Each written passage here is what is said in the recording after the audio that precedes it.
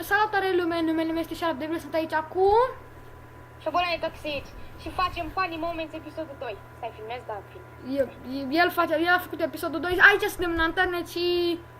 Și uitați-vă ce am făcut, de? Noi am făcut-o. Și o facem epic jump și... Sper că se filmează! Nu!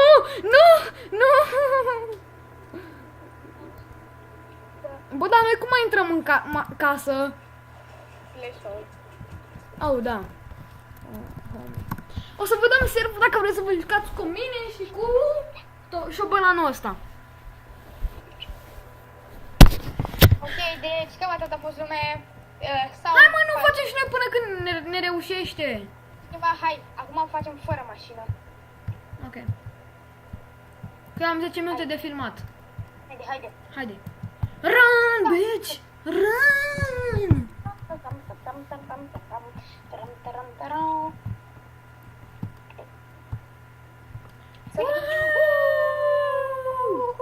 Screenshot!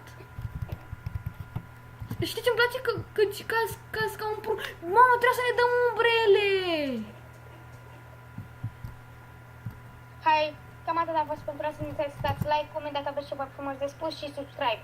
Eu am fost șefii Sharp Devil și ne vedem data viitoare. Pa!